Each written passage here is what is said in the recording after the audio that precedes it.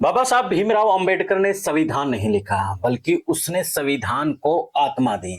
संविधान तो कई देशों में लिखे गए, कई देशों में कानून बनाए गए, लेकिन जिस इंसाफ की बात बाबा साहब अंबेडकर ने भारत के संविधान में की, उसी ने भारत में न्याय की बात की, उसी ने समानता की बात की। यानी कि बाबा साहब अंबेडकर जिस समुदाय से आते थे, उस समाज में असमानता भी झेलनी पड़ती थी, अन्याय भी उनके साथ होता था। तो ऐसे में बाबा साहब भीमराव अंबेडकर ने तभी यानी कि बचपन से ही ठान लिया था कि इस देश में समानता की किताब मैं लिखूंगा, और उन्होंने ये किताब लिखी। आज उसका जिक्र इसलिए हो रहा है क्योंकि मनोहर लाल खट्टर ने अपने एक बयान में स्पष्ट तौर पर कहा है कि जो संविधान लिखा गया है उसमें किसी एक व्यक्ति का नाम यानी कि किसी एक व्यक्ति को श्रेय देना सही नहीं है।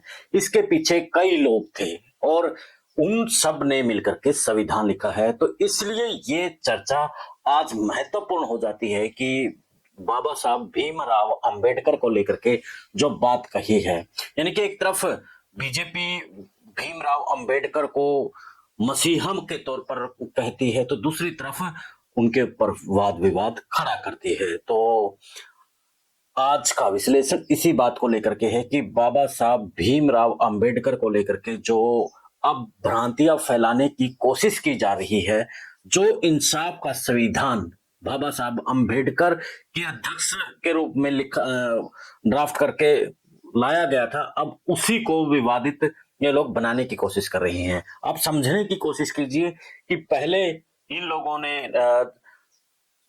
400 पार का नारा देकर के कहा कि हम संविधान बदल देंगे। फिर जिस तरीके से हमारे देश के चीफ जस्टिस हैं उसके ऊपर जूता फेंकने के बाद जो इनके द्वारा प्रायोजित एक सोशल मीडिया टूल किट है, वहां से गगोई साहब को क्या कुछ नहीं कहा गया, चीर फाड़ तक की बात कही गई।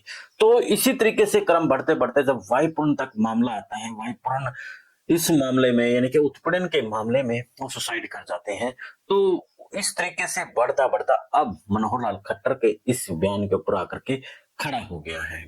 तो दोस्तों, बाबा साहब भीमराव अंबेडकर यानी कि मैं पहले बता चुका हूं, जिस तरीके से उन्होंने अन्याय सहा, असमानता देखी, तो समानता लाने के लिए उन्होंने ये ठान लिया था कि मैं समानता लेकर के आऊंगा, मैं न्याय लेकर के आऊंगा।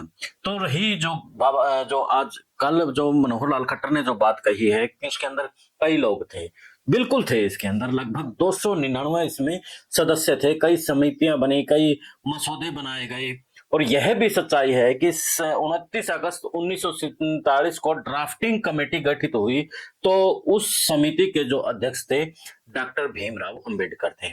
भीमराव अंबेडकर को लेकर के मनोहर लाल खट्टर भूल गए हैं कि जब उनके लिए पानी पीना भी बड़ा मुश्किल होता था, उस वक्त में उन्होंने जो पढ़ाई कोलंबिया की यूनिवर्सिटी से की, वो शायद भूल गए। जब वो कोलंबिया की यूनिवर्सिटी से पढ़ करके आए, आज दुनिया बाबा साहब भीमराव अंबेडकर को मानती है, लेकिन जो आरएसएस की विचारधारा है वो कहीं ना कहीं खार खाती है। और जब मैं इस बात को लेकर के रिसर्च कर रहा था कि आखिर मनोहर लाल खट्टर ये बात क्यों कह रहे हैं, तो उसमें मुझे एक एंगल मिला कि उस कमेटी में श्यामा प्रसाद मुखर्जी भी थे। यानी कि वो जनसंघ के थे, वो हिंदूवादी जो आरएसएस की जो विचारधारा है, जो उन्हीं के यानी कि जनक रहे हैं। तो अब शायद श्यामा प्रसाद मुखर्जी को संविधान लिखने की भूमिका में अब आरएसएस और बीजेपी लाना चाहती है, और बाबा साहब भीमराव अंबेडकर को यहां से साइड करना चाहती है। तो आहिस्ता आहिस्ता संविधान के बदलने का ये प्रोसेस हो सकता है। तो दोस्तों, ये बड़ा हाल फिलहाल देखा जाए बड़ा खतरनाक।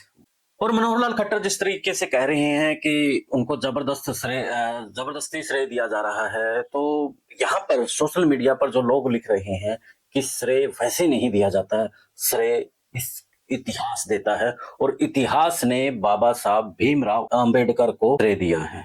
और इससे आगे सोशल मीडिया के ऊपर खूब लोग बाबा साहब के समर्थन में आए हुए हैं और लिख रहे हैं, और मनोहर लाल खट्टर को खरी खोटी सुना रहे हैं। तो वो लिख रहे हैं कि बाबा साहब अंबेडकर किसी पार्टी के नहीं बल्कि पूरे देश के थे। उन्होंने जो संविधान लिखा उसमें न्याय के साथ समानता की बात लिखने के साथ साथ उन्होंने जो आज चाहे महिलाओं के अधिकारों की बात है, चाहे दलितों के अधिकारों की बात है, यानी कि अनुसूचित वर्ग की बात है या फिर पिछड़े वर्ग की बात है, वो बाबा साहब भीमराव अंबेडकर ने ही दी थी। आज महिलाएं जो एजुकेशन ले लेती हैं, जो महिलाएं आज चुनाव लड़ती हैं, जो अनुसूचित वर्ग आज चुनाव लड़ता है, चाहे वो एमएलए का है, एमपी का, वो अधिकार बाबा साहब भीमराव अंबेडकर ने तो ही दिए थे। तो ऐसे में बाबा साहब अंबेडकर की विचारधारा को खत्म करना बड़ा मुश्किल है। तो ऐसे में आप लोगों को क्या लगता है कि क्या ये जो बयान है ये एक शुरुआत है, सीढ़ी है, या फिर अपना खुद का ये दिखाने का कि मैं मनोहर लाल खट्टर हूं? क्या कहेंगे कमेंट जरूर बताना करके साथियों। चैनल को फॉलो शेयर सब्सक्राइब भी कर लेना। जय हिंद, जय भारत, जय हरियाणा।